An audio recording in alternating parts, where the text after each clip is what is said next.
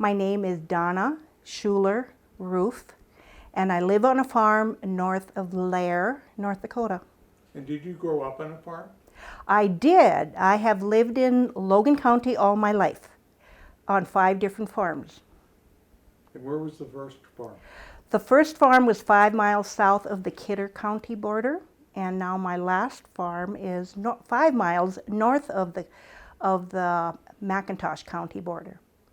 So the farm that you grew up on, why don't you tell me what type of farm it was and what type of crops and what type of animals you might have raised on that farm, and then what type of activities you did as a child on the farm. Okay. The farm that I grew up on I was the 3rd generation of that farm. My grandpa and grandma Schuler had come from South Russia when they were actually age 30 and 25. They came with 4 children, but before they came to Streator, they actually lived east of Lehr, and then they swapped the farm with William Stickle. And but they had 2 children in Lehr, and then they had 3 children up at Streator. But Grandpa was around only for 20 years. He passed away when he was 50. And Grandma then took over the farm, but had lots of boys that helped her. And she died at an early age of 66. Then my dad was the 2nd generation farmer, and my twin brother was the 3rd generation farm. Tell us about the fact that you have a twin and how many siblings you had growing up. I am a twin. We are the middle children. We had an older brother, Larry. We were all 4 years apart. And I have a younger brother, Galen. And my mom, this was in 1947 when we were born, she did not know she was having twins. So I am the firstborn. And so the doctor said, "Mrs. Schuler, what should we make the next one?" And then Mother said, "Make it another girl." And then my twin brother was born 32 minutes later. And that's a long time, and I used that on him many times when I was growing up, that I was his oldest sister, or older than him. And now he uses it against me, that I'm his older sister and he's the young guy. Now, growing up on a farm, I'm sure you did a number of chores growing up. When I was growing on the farm, because I had 3 brothers and my mom loved to work out in the field, I first learned to farm in my first marriage, because I was the cook at home. I learned to cook at an early age, but I helped my mom with the garden, and learned the canning and all that. But I did rake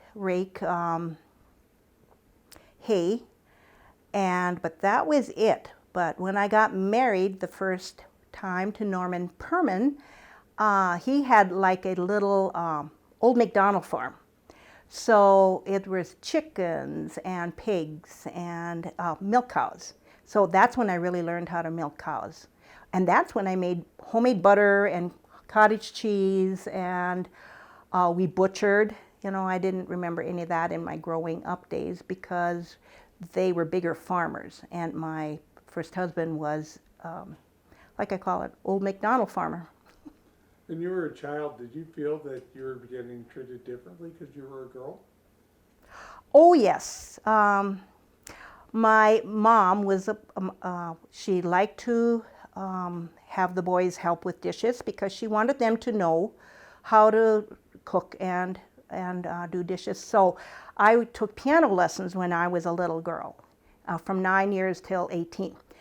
And so I would go and practice when it was time for dishes, and Mom would say to the boys, grab a dish towel and start drying. And they'd say, "Well, why don't you get Liberace out there to come and do dishes?" Because they didn't like to do it. But was I treated special? It was special being a twin. It really was. And when I got married the first time, we only lived 7 miles apart because he took over the Schuler farm. And so that was great.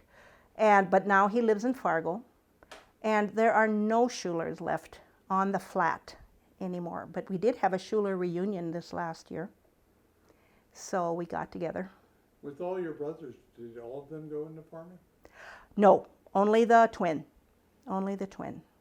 Why do you think that was? My dad had gotten a stroke, and Sarge, we call him Sarge, his name was Donald J., but he was actually going to go, or what did they call that? He was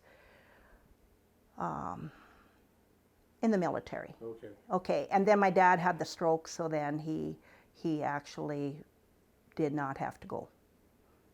So that's why he started farming with my mom. And then my dad was around for 2 years because he kept having strokes. And so then my twin brother farmed until I think 1974, and then became a UPS driver. So he just retired. We're both 71, and he just retired last year. So. When you, after your first marriage, and all of a sudden you had to help out on the farm, was this something that you felt good about or bad about, or how did you feel about it? Oh no, I loved being a farmer's wife, and my first husband was a diabetic.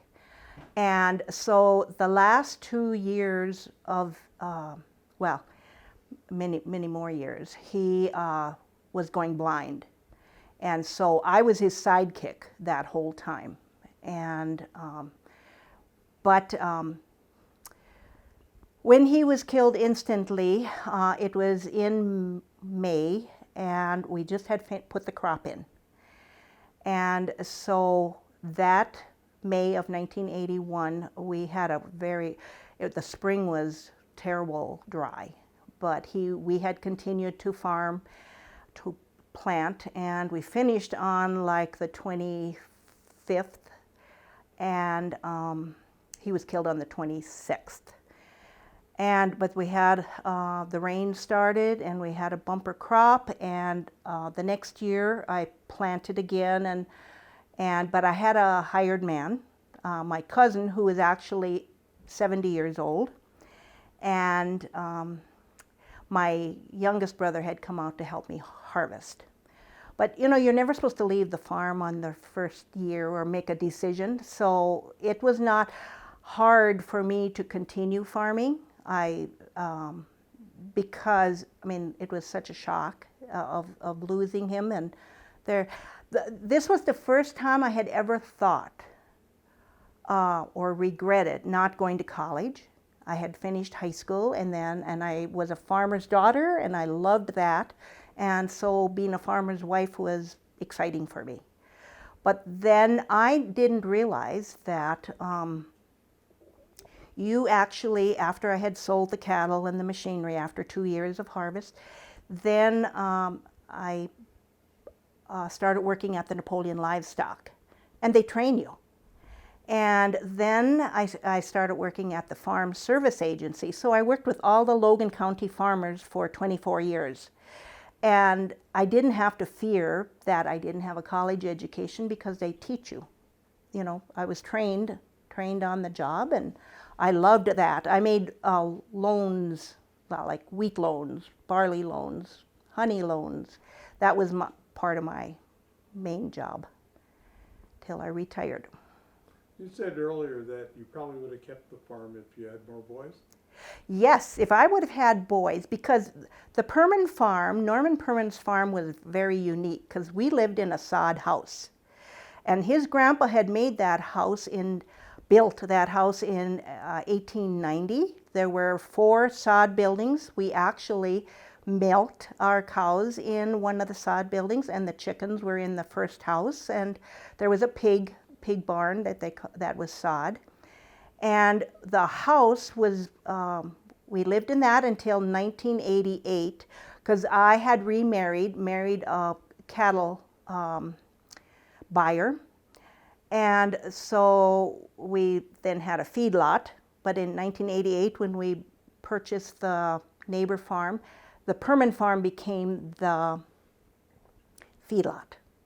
And you know, when your house is not habited anymore, it falls apart, and that's the sad part. I really regret, because my daughters, with 3 daughters, we loved living in that house because we always felt like little pioneer women, you know. So, because there were 6 windows that were thick, and they were thick on the inside, so my little girls would use them as little playhouses or read in there or play dolls. And later, when they were grown up, I had plants in them.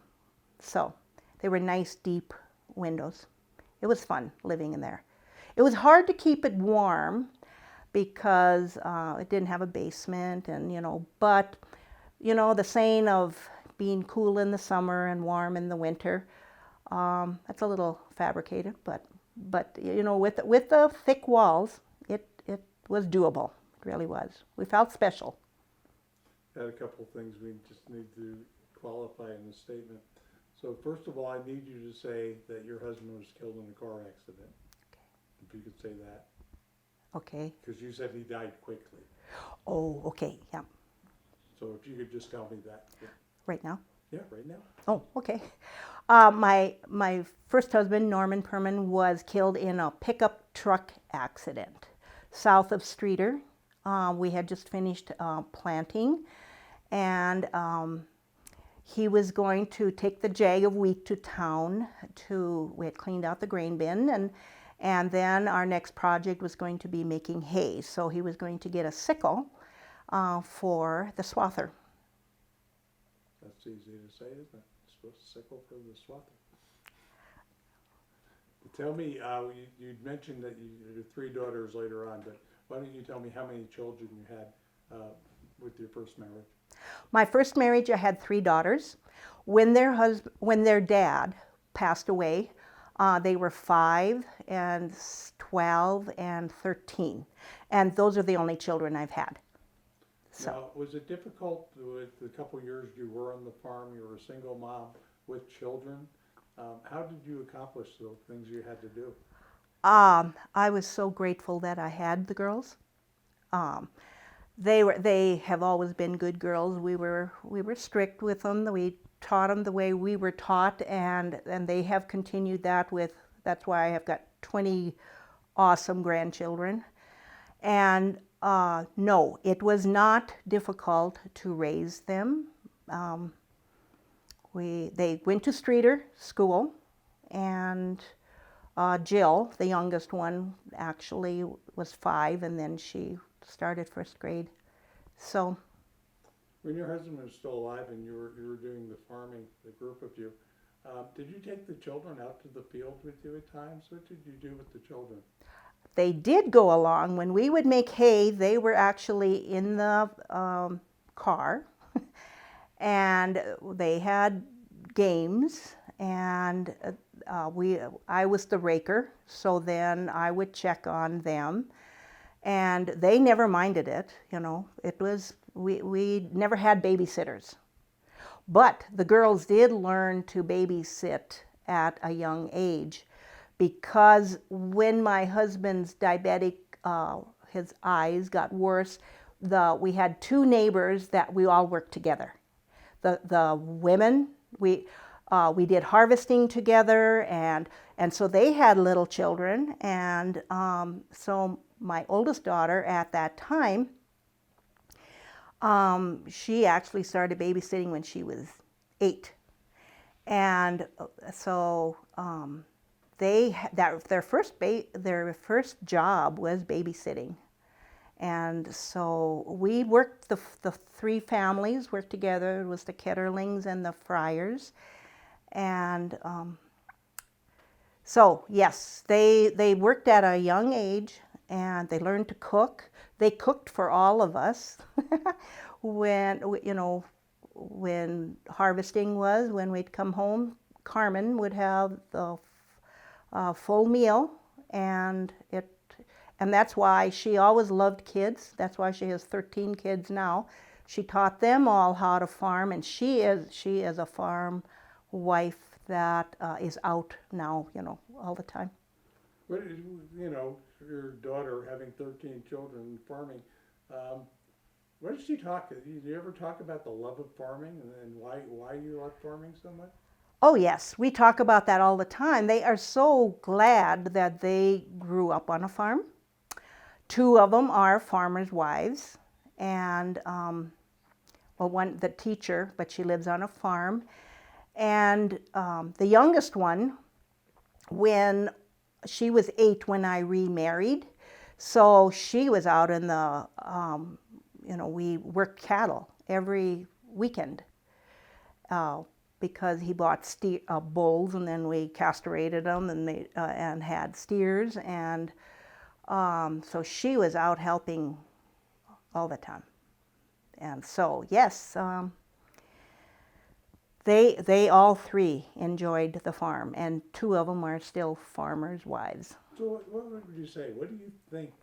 Why does this? What do they feel about farming? What makes it so special? Why is farming special to you? Family and the history. They come from families, their grandpas, great grandpas, go all the way back from when they came from South Russia. They're all interested in that history, and so just the love of the land, and the land is from one generation to another. And so when the Perman girls, my three girls, they were the fourth generation, of the Permans, but they all remarried, or not married, they all married, and then became another name, of course. But yes, the history behind all our, you wouldn't believe how many grandpa and grandmas a child has, and to get that all into their mind, but they do love it. And Why do they like it more than living in the town? Do they ever talk about that when they're growing up, that maybe they'd want to be town girls instead of farm girls?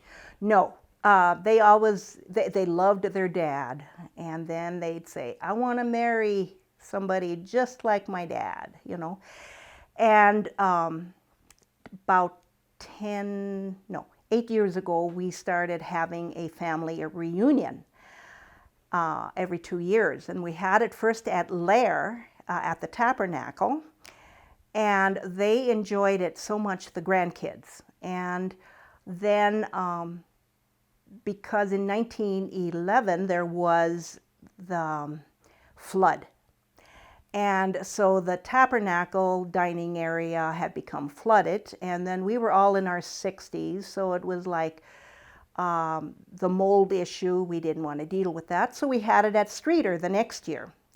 And of course the grandchildren just loved being able to go to the park, which is a block away, and run around all Streeter, So then the third time we decided to have a reunion, it was going to be in Bismarck, North Dakota, because we found out that there are city slickers and country bumpkins, and we were the country bumpkins, but there were some city cousins that didn't want to come. And so we appeased them and said, well, let's have it in the big city of Bismarck. And oh, my grandkids were just so disappointed, because they knew that, when they get out of the car, you have to look both ways and all this, and where they had so much freedom at the reunions out in the country. So, yeah, I do have a family of that love the country and live on farms, yeah. So when you were growing up, even as a young girl, you thought in your head that you would always marry a farmer? Oh, yes. Oh, yes. Yep. I loved the farming, and I loved kind of like taking care of my brothers, feeding them.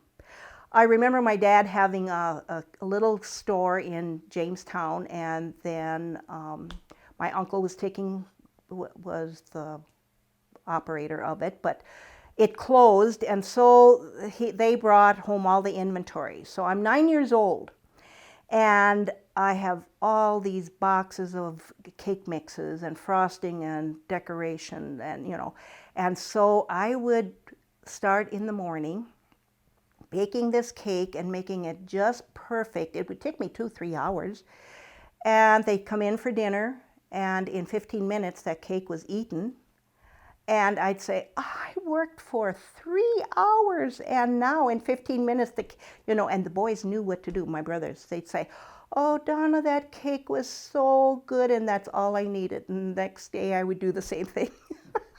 Work 3 hours, and 15 minutes the cake was eaten.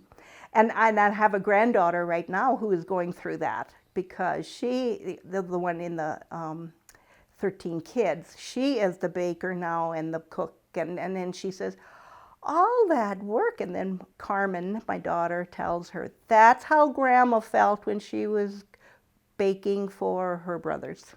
So. How tough was it for you when you had to basically leave that farm life, go work the other jobs in the city?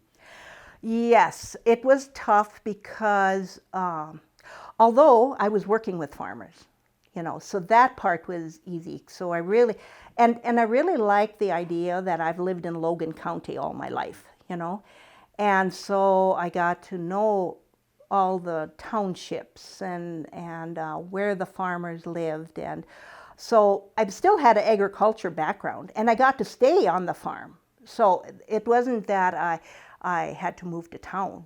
We just stayed there because I only drove 18 miles. We were 18 miles from Napoleon. Okay, and then the other job was in Napoleon as well? Yes, yep. My first job was the FSA and or Napoleon livestock. That was 1 day a week, and then Napoleon or Logan County FSA. It was ASCS at that time, but it turned to be Farm Service Agency. I think we'll go with that. Farm Service Agency. So how many years did you work for the Farm Service Agency? 24 years and 1 month. Because I turned 60, because I started at a late age, so when I turned 60, and then I retired. Because then I lived down here, and now I was driving 33 miles. And my husband, my second husband, James, third husband, James, he is a heating and air conditioner man. And so I started working for him. I'm his gopher. So we've been doing that for 11 years now. So he's been heating and air for 3 years. So who takes care of this farm? We have it rented out, and I have my land rented out. So we are renters. When you, the different jobs that you must have had a pretty good overview of what's happening in the farming community over the number of years. How do you think the farming community, as far as the relationship of women to farming and how they're treated and their roles in farming, how might that have changed over that period of time? Well, I hear stories of my grandma being out on the header box and all that. And when my mom was born in 1921, she said, and this was in August, she said that Grandma was out in the header box, and it was very, very hot. And then I was born in the middle of the night, and Grandpa went to get the midwife, and I was surprised my mom knew, the name of the midwife, and she said Grandpa took the buggy and went to get the midwife, and then he stopped at his parents' farm and picked up 2 sisters so that they could take care of the children that had already been born, because Mom was maybe number 6. And so my grandmas worked out in the field, and my mom worked out in the field, and I did, and now my daughters. And so it's just continuing. My grandkids, I have 5 of them that are married, and 4 of them live on farms. And it's really neat because, with traveling, it's not that far. Okay, one lives in Hazelton as the address. One is Kintyre, one is Dawson, and one is Pettibone or Crystal Springs in that area. So that is neat. That it kind of reminds me of when I did the history for my daughters, and figuring out when their grandpa and grandmas met. They were all like 6 miles apart, so that must have been how far the horse could go for dates or whatever, because and I only moved 7 miles from my home place to the permanent farm. So yeah, everybody is pretty close, which is nice. I am very, very blessed to have my daughters all living very close. It's good. Do you think that if a woman was farming by herself for whatever reason, do you think that men look at her differently? Do you think that sometimes that happens? I can say when I was farming, we had good neighbors, and so the men, the women, they had little kids, so, but we all worked together. And did they look at me differently? Yeah, they did a little bit.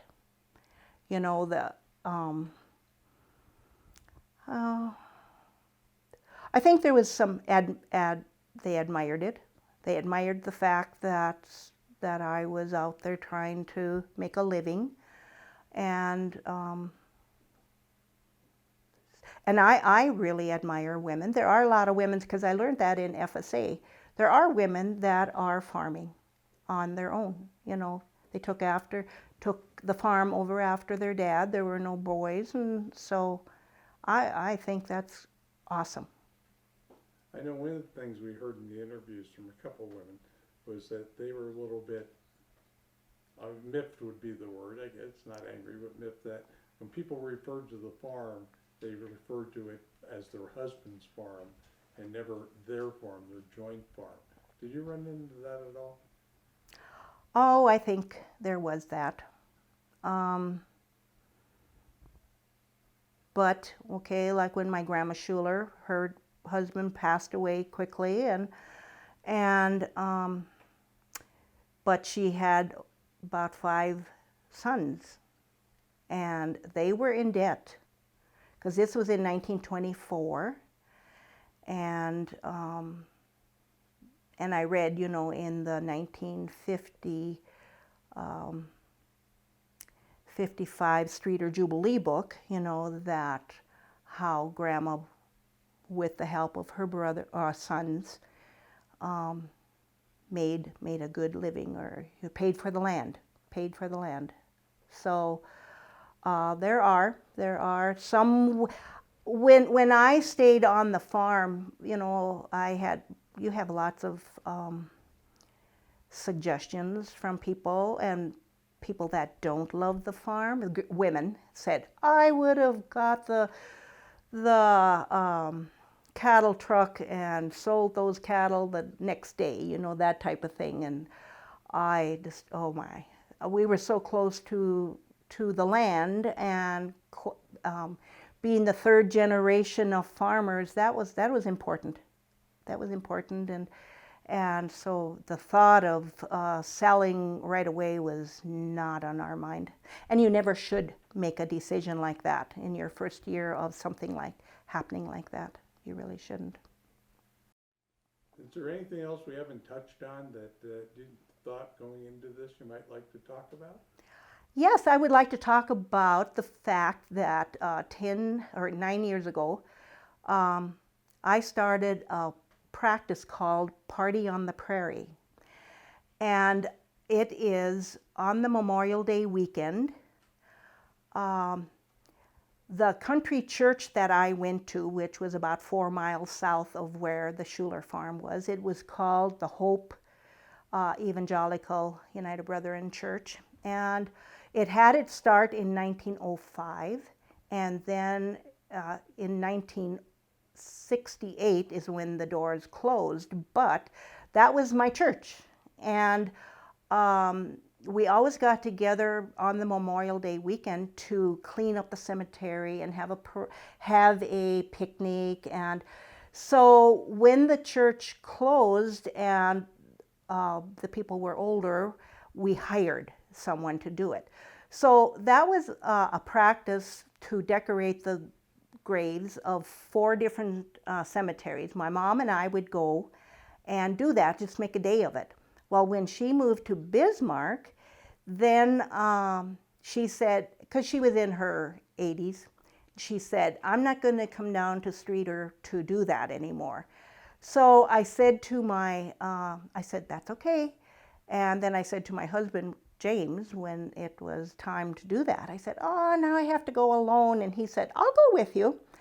And so when we got to the Hope Cemetery, I said, oh my gosh, the Bucks have already been here and the Ketterlings have been here. And he'd say, how do you know? And I'd say, well, look at the new wreaths. And I write the Lehr News for the Napoleon Homestead. So I had this brainstorm, and I suggested the next year that we have a party on the prairie. I said, and so that first year, 12 people came. And it grew to 40. And then my mom passed away in February of 17, but we had her, and we couldn't go to the cemetery, because it was the snow, it was wintertime.